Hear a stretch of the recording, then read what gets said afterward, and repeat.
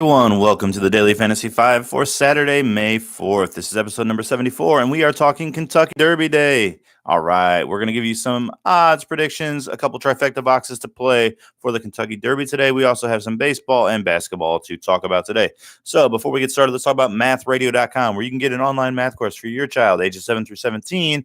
An online math course for as little as $9.99 to help them get better grades, do better on exams, and even get into college. Once again, that is www.mathradio.com. All right, so let's talk about baseball before we get to the big race. More news out of the Yankees. It seems like they're always in the news with one injury or another. James Paxton, their starting pitcher, lefty, left the game with a sore left knee. He will have an MRI today. Not good news for the Yankees. He's been pitching very well.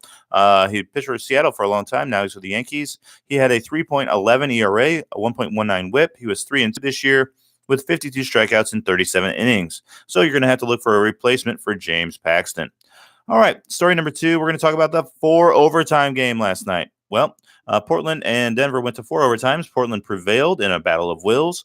In the first of 4 overtimes, Enes Kanter further sprained his shoulder. He says he's going to be fine by Sunday for game number 3. I have my doubts as to his effectiveness. He obviously is a tough guy, but I just don't think you can overcome a severely sprained shoulder. We'll see. All right, sticking with the NBA, we only have one game today, so I'm going to avoid the daily fantasy today. We have Golden State Warriors at Houston. Houston is a 3.5-point favorite. Okay, I love this game. Gimme. Over under 221.5. I want the Golden State Warriors just to win straight up. That's plus 140, and give me the over. But don't make them separate bets. I'm pretty confident in this one. I want the over and the Golden State win on a parlay that will pay plus 358, meaning if you bet $100, you're going to get a payout of $358 plus your original $100 bet back. I love it. All right, so Golden State to win and give me the over of 221.5. I like it a lot. All right, let's move to the race, what everybody's here for, the Kentucky Derby. Now, I am no horse racing expert, but I've read a lot of what the experts have to say, and I think I've compiled a pretty decent little strategy that probably won't get paid. But here's what I'm going to do. All right, the horses I like, the long shot is War of Wills. He's 17-1. He is in the number 1 position. So I like him because he's a strong starter. His jockey expects him to get out early and be in the lead in this race.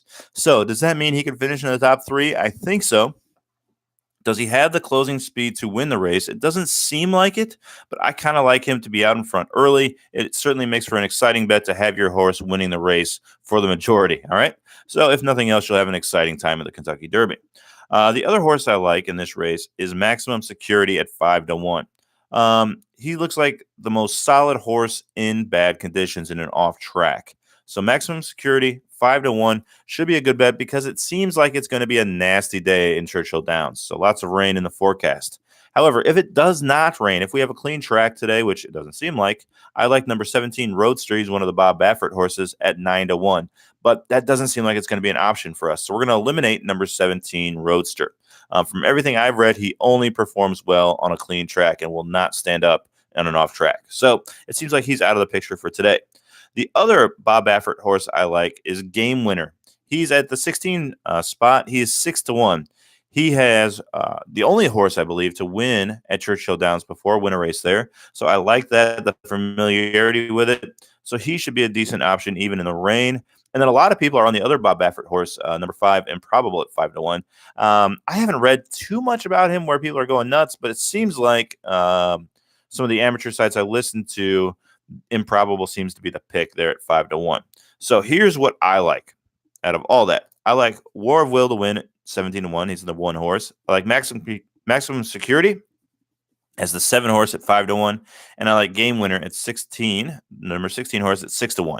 Now, Improbable makes me nervous. So what I'm going to do is I'm going to throw him into my trifecta box. So my horses are 1, 5, 7, and 16. That's War of Will, Improbable, Maximum Security, and Game Winner. Okay? I'm going to put them into a 4-horse trifecta box. All right? So essentially, this is going to cost you $24 for a $1 bet. Right? So you're going to have 24 different trifectas, each costing $1. All right? I'm going to put 10 down and have a $240 bet, but whatever. Okay?